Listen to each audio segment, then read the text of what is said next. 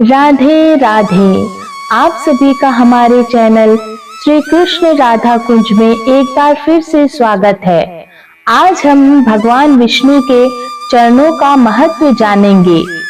किसी ने सही कहा है कि भगवान के पांव में स्वर्ग होता है, क्योंकि उनके चरणों जैसी पावन जगह और कहीं नहीं है।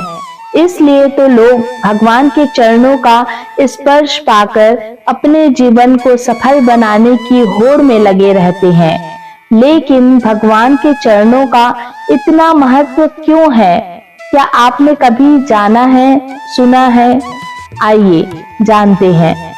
भगवान के चरण रज की ऐसी महिमा है कि यदि इस मानव शरीर में त्रिभुवन के स्वामी भगवान विष्णु के चरणार विंदों की धूली लिपटी हो तो इसमें अगरू, चंदन या अन्य कोई सुगंध लगाने की जरूरत नहीं होती।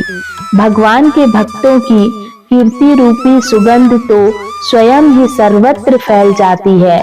संसार के पालनहार व परम दयालु भगवान विष्णु सब में व्याप्त हैं। शेषनाग की सैया पर शयन करने वाले, शंख, चक्र, गदा और पद्म धारण करने वाले भगवान विष्णु के चरण कमल भूदेवी और श्रीदेवी के हृदय मंदिर में हमेशा विराजित रहते हैं। भगवान के चरणों से निकली गंगा का जल दिन रात लोगों के पाप को धोता रहता है। भगवान के चरण रज की ऐसी महिमा है कि जो मनुष्य नित्य निरंतर उनके चरण कमलों की दिव्य गंध का सेवन करता है, भगवान विष्णु उनके हृदय कमल में अपने चरण कमलों की स्थापना करके स्वयं भी उनके अंतःकरण में निवास करने लगते हैं। भगवान के चरण कमलों के प्रताप से ही उनके सेवकों का मन भटकता नहीं है। उनके मन की चंचलता मिट जाती है और पापों का नाश हो जाता है। भगवान के चरणों में शंख का चिन्ह है। शंख भगवान का विशेष आयुध है। यह सदा विष्णु भगवान के हाथ में रहता है। शंख विजय का प्रतीक है। जिस मनुष्य के हृदय में भगवान के चरण रहते हैं, वह सब पर विजय हो जाता है। उसके सारे विरोधी भाव शंख ध्वनि से नष्ट हो जाते हैं। भगवान के चरणों में ऊर्ध्व रेखा का चिन्ह है। सामुद्रिक विज्ञान के अनुसार जिसके चरण में ऊर्ध्व रेखा होती है, वह सदैव ऊंचे की ओर बढ़ता जाता है। जो मनुष्य अपने हृदय में भगवान के चरणों का ध्यान करता है, उसकी गति और दृष्टि ऊर्ध्व हो जाती है। वह सीधे ही अपने लक्ष्य को प्राप्त कर लेता है। भगवान विष्णु के चरणों में राजा बलि का चिन्ह है। भगवान राजा बलि को ठगने गए थे, परंतु अपने आप को ठगा आए और उन्हें सदैव राजा बलि के द्वार पर पहरेदार बनकर रहना पड़ता है।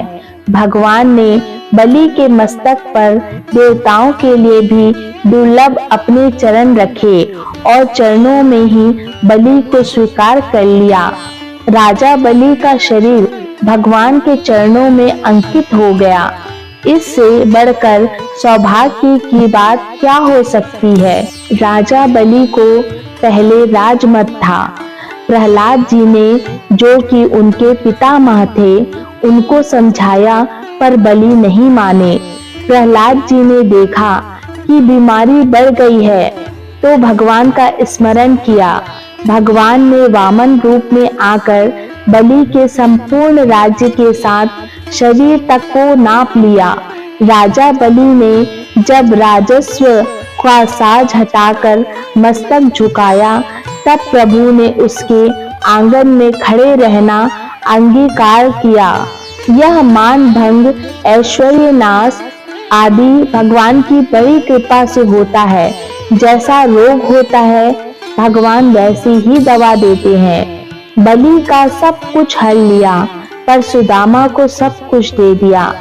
जो मनुष्य सब प्रकार से अपने को भगवान के चरणों में समर्पण कर देता है, उसके पास भगवान सदा के लिए बस जाते हैं। भगवान के चरणों में दर्पण का चिन्ह है। दर्पण में प्रतिबिंब दिखता है, उसी तरह यह जगत भगवान का प्रतिबिंब है। वासुदेव सर्वम, सब कुछ सब जगह भगवान ही भगवान है। किसी भी छवि को दर्पण रखता नहीं, वरन छवि की शोभा को बढ़ाकर देखने वाले को आनंद प्रदान करता है। भगवान के चरणों में प्रेम रखकर जो भगवान को सुखी करना चाहते हैं, भगवान भी उनकी पूजा स्वीकार कर उन्हें कोटि गुना प्रेम और आनंद लौटाकर सुखी करते हैं। इसके अतिरिक्त दर्पण के सामने जो जैसा जाता है, दर्पण उसे वैसा ही रूप लौटा देता है। भगवान के चरणों में जो जिस भाव से जाएगा, भगवान उसका वह भाव उसी रूप में प्रदान करेंगे। गीता में भगवान ने कहा है, जो जिस भाव से मुझे भजता है, मैं भी उन्हें उसी तरह भजता हूँ। भगवान के चरणों में सुमेरु पर्वत का चिन्ह है। सुमेरु का अर्थ है जिसका मेरु सुंदर हो। सुमेरु को सोने का पहाड़ भी कहते हैं। इस सुमेरु को कुछ लोग गोवर्धन कहते हैं, जिसे भगवान ने अपनी कनिष्ठा उंगली के नख पर उठाया था। भगवान ने उसे सदैव के लिए अपने चरणों में बसा लिया है। सुमेरु के बिना किसी वस्तु की स्थिति नहीं। सूर्य भी सुमेरु पर उगते हैं, इसलिए सुमेरु रात दिन की संधि है। जप माला में भी सुमेरु होता है। सुमेरु माला को व्यवस्था में रखने वाला केंद्र कहते हैं। स्वर्णमय सुमेरु के अंदर अनंत धन राशि छिपी होती है। जिसे भगवान के चरण प्राप्त हो जाते हैं, उसे संसार का सबसे बड़ा धन प्राप्त हो जाता है। उसकी जीवन माला व्यवस्थित रूप से हो जाती है। वह जीवन मृत्यु की संधि को समझ जाता है। यही श्री कृष्ण का महाबीज प्रेम बीज मंत्र है। यह बीज घंटिका के रूप में आया है, इसलिए पूजा का प्रधान उपकरण यही है। इसलिए भगवान के चरणों में इसे विशेष स्थान प्राप्त है। भगवान के चरणों में वीणा का चिन्ह है। वीणा भगवान के विशेष प्रिय है, जिसे भगवान ने नारद जी को प्रदान किया था। वाद्यों में सबसे प्राचीन वीणा है। वीणा में सारे स्वर एक साथ हैं। यदि यह आदि वाद्य है, गायन की विभूति रूप में इसे भगवान के चरणों में स्थान मिला है। वीणा भगवान का नाम गाती है। जिसके हृदय में भगवान के चरण है, उसे सदैव सब जगह वीणा का स्वर सुनाई देते रहता है।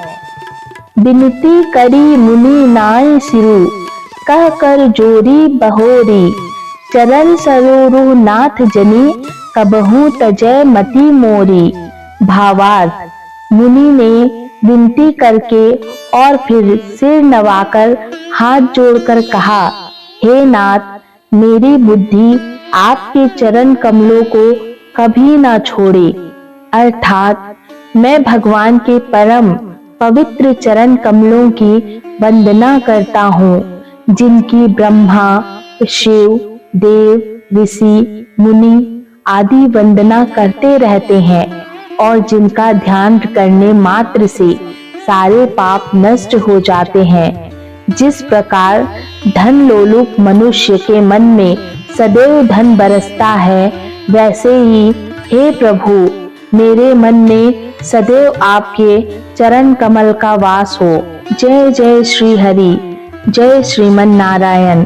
श्री जी के चरण सेवा की और सभी आध्यात्मिक धार्मिक कहानियों को सुनने के लिए हमारे चैनल से जुड़े रहें तथा अपने भगवत प्रेमी मित्रों को भी आमंत्रित करें। और कहानियाँ अच्छी लगे तो हमारे चैनल श्री कृष्ण राधा कुंज को लाइक, शेयर, सब्सक्राइब करते रहें। सबको हमारा राधे राधे।